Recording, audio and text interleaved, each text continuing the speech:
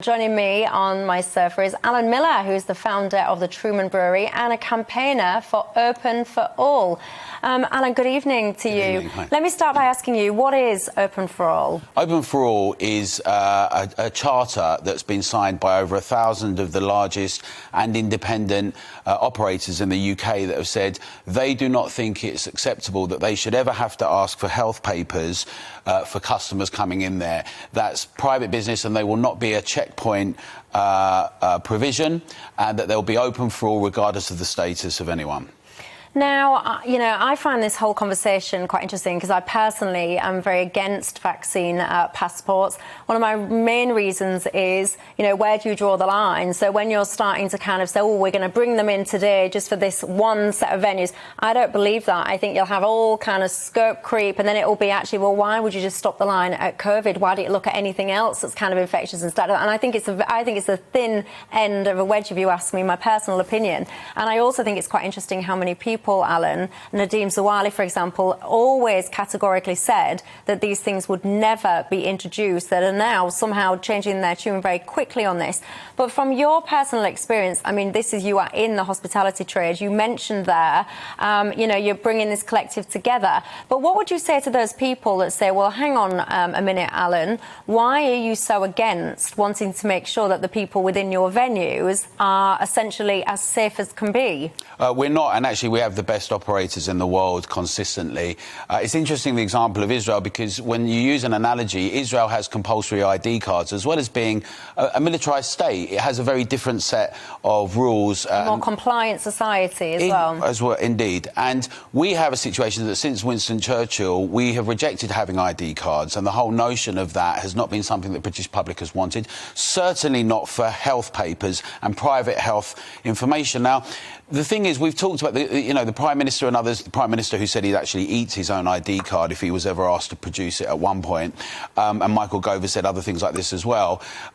But we have a situation now where people are saying the government have said it should be treated like the flu. We've seen, like in Israel, there are very low hospitalisation rates for very shorter periods of time and far fewer deaths. In fact, in the last 40 days, the amount of COVID deaths adds up to 1 day of cancer. We've got 13 million people waiting for treatment on the NHS, and yet it seems like it's never ending, these restrictions and controls. What we'll actually be asking venues, clubs, bars, a range of premises, is to insist upon, firstly, demanding health papers. Show me your papers when you get there. And then, in addition to that, we've never done it for flu. I mean, 20,000 people die of flu every year. But it's also pantomime, because if you come on transport and let's say you've had a vaccine or not, and if you've had a vaccine, it should protect you. It's a remarkable job, the vaccines, right? But then if you haven't and you have a test, but then you come on the transport, then you could have come into contact. But on the very basis of how it's set up, it doesn't work rationally. So it's performance. But what is very dangerous, the precedent it sets, is that bouncers and doormen and supervisors can start demanding papers. Also, local authorities have imposed many restrictions over the years on licensed premises, from additional CCTV to all sorts of security measures. Increasingly, we're seeing the stifling of one of our most creative sectors.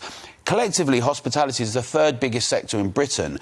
This is not chump change. It's, 6% of GDP, 10% of our employees. We've already seen hundreds of thousands of people made unemployed. We're going to see a range of things. On the practical side, there'll be altercations, there'll be problems. Many people who go out just won't go to a club if they have to show it overnight, right? You might go to a bar or restaurant, and then if you decide you've got to go to... If a club or a bar is saying we insist upon using that, there's going to be a whole range of measures. They're going to lose business. There's going to be issues. But the biggest issue is, who are we? We've had a whole lot of discussions in Britain, 15 million jabs to freedom, protect the vulnerable, protect the NHS. There's been a remarkable job with the vaccine rollout. We should not now be imposing measures that we see in China and elsewhere. This is not part of a democratic, free society. And that is a really important thing. And I really would say that that's one of the things that inspired many at Open for All, and also to get the public engaged in that as well and have their voices heard.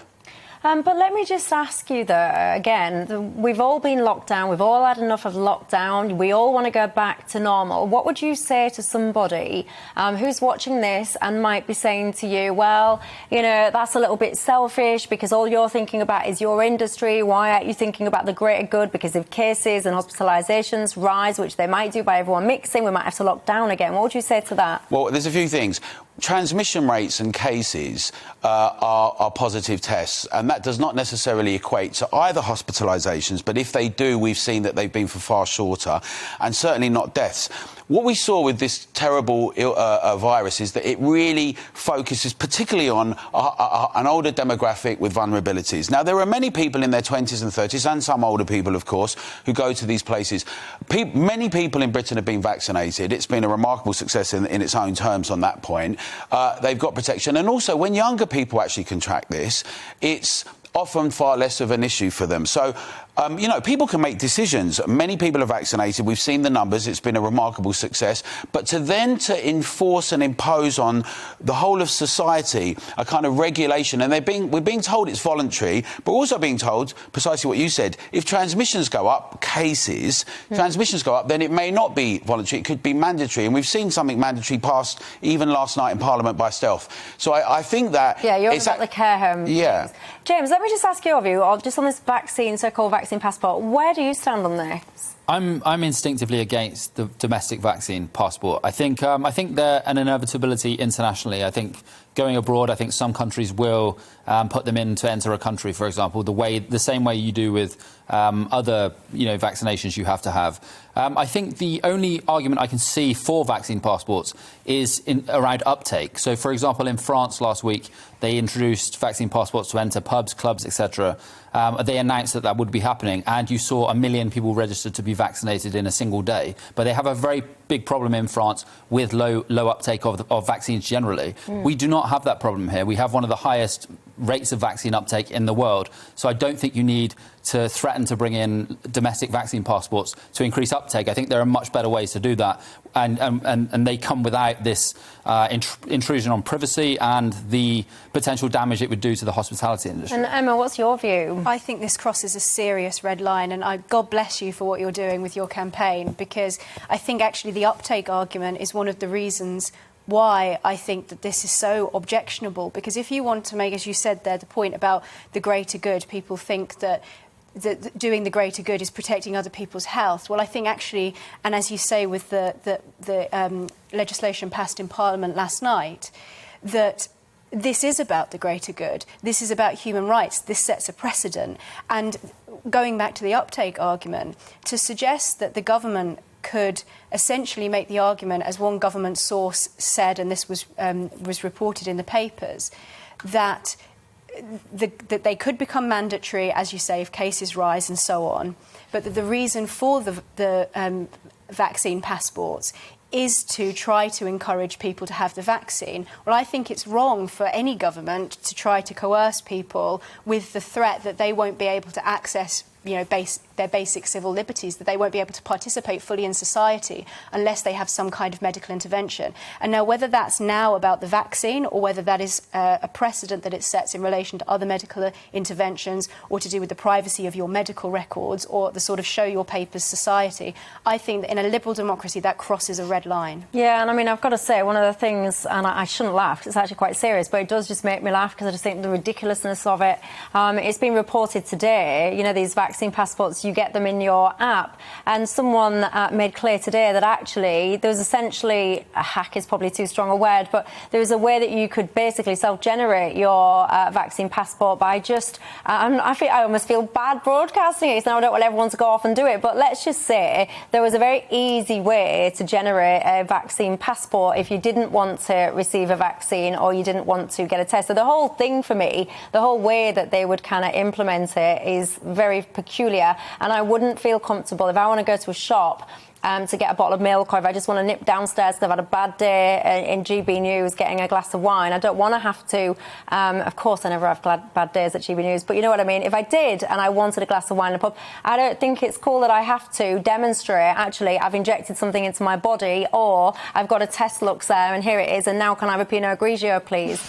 It feels very odd to me. So final word to you, Alan, because then I'm going to move on to something very different. Well, it's this point as well about nudging. We've seen a lot of nudging by the government and doing things to try and make things happen without having an open, rational, reasonable debate in a democratic society.